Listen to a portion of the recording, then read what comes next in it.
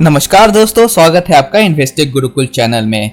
दोस्तों, आज की वीडियो में हम दो बेहतरीन और भरोसेमंद स्मॉल कैप फंड्स के बारे में जानेंगे और उनका टेक्निकल एनालिसिस करेंगे।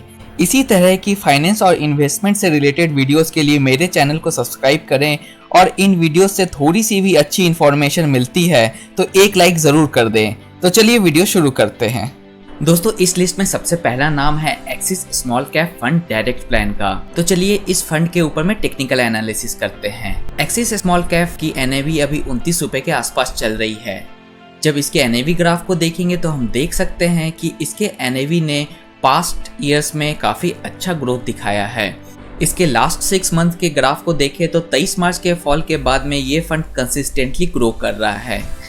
इसका लॉन्च डेट है नवंबर 2013, यानी कि ये फंड पिछले 6 साल से मार्केट में है।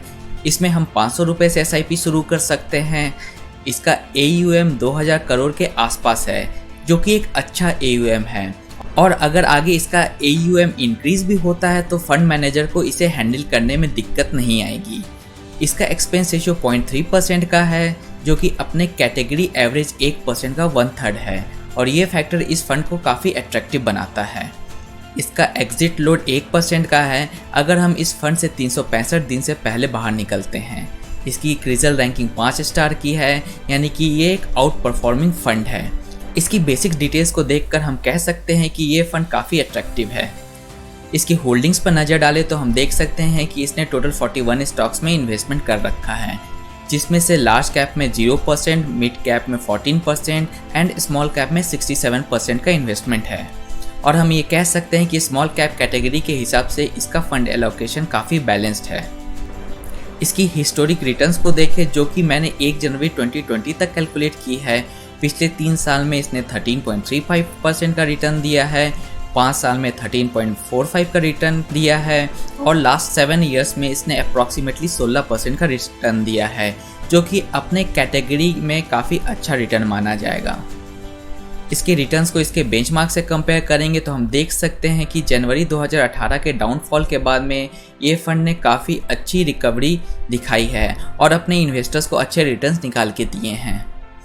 इसकी हिस्टोरिक कैटेगरी रैंक को देखें तो ये फंड हमेशा टॉप 2 फंड्स में से एक रहा है। तो दोस्तों, इसके टेक्निकल एनालिसिस से हमने ये देखा कि ये fund expense ratio, fund allocation और रिटर्न्स के बेसिस पर काफ़ी अट्रैक्टिव है और हम इसमें बेफिक्र होकर के इन्वेस्टमेंट कर सकते हैं।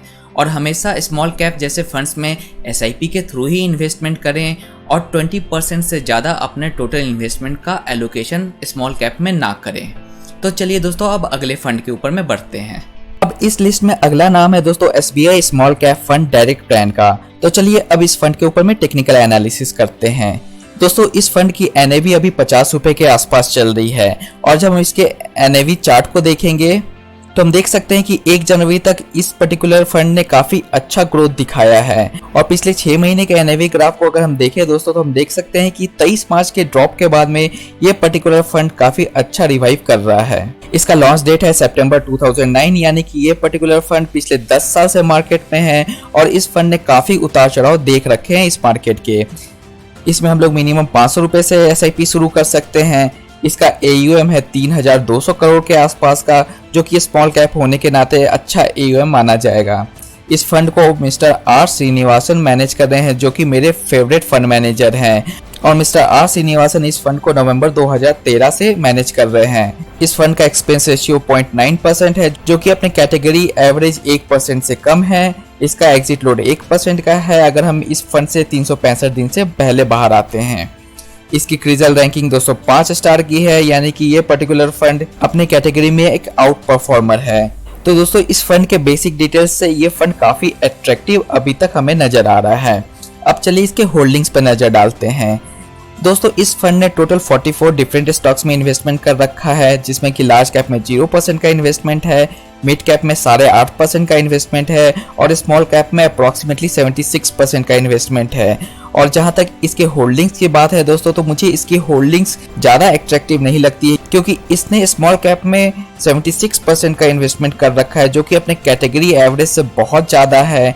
इसलिए जब हम इसके रिटर्न्स को देखेंगे तो हम देख सकते हैं कि अगर स्मॉल कैप में हल्का सा भी डाउनफॉल आता है तो इस पर्टिकुलर फंड को सपोर्ट देने के लिए मिड कैप का उतना अच्छा एलोकेशन नहीं है।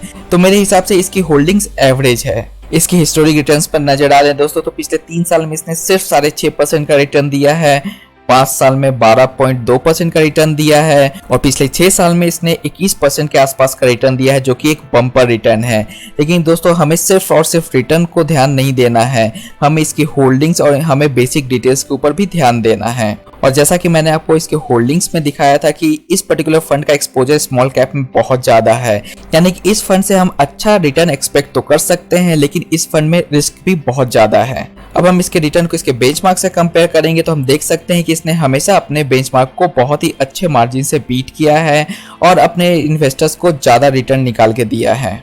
इसके हिस्टोरिक कैटेगरी रैंक को देखें तो पिछले 6 साल में ये पर्टिकुलर फंड हमेशा 1 और 2 पोजीशन पे रहा है। तो दोस्तों इस फंड के टेक्निकल एनालिसिस के बाद में हम ये देख सकते हैं कि SBI स्मॉल कैप फंड काफी अच्छा फंड है, लेकिन इसका एक्सपोजर स्मॉल कैप में ज्यादा होने के कारण इसमें रिस्क भी ज्यादा है। लेकिन क्योंकि ये SBI AMC का फंड है तो हम इस पे आंख बंद करके भरोसा कर सकते हैं और अभी के सिनारियो में दोस्तों हम इसमें आराम से SIP शुरू कर सकते हैं। आशा करता हूँ आपको ये वीडियो पसंद आया होगा। फाइनेंस से रिलेटेड वीडियोस के लिए मेरे साथ जुड़े रहें। तब तक के लिए दोस्तों खुश रहें, स्वस्थ रहें एंड कीप इन्वेस्टिंग। जय हिंद।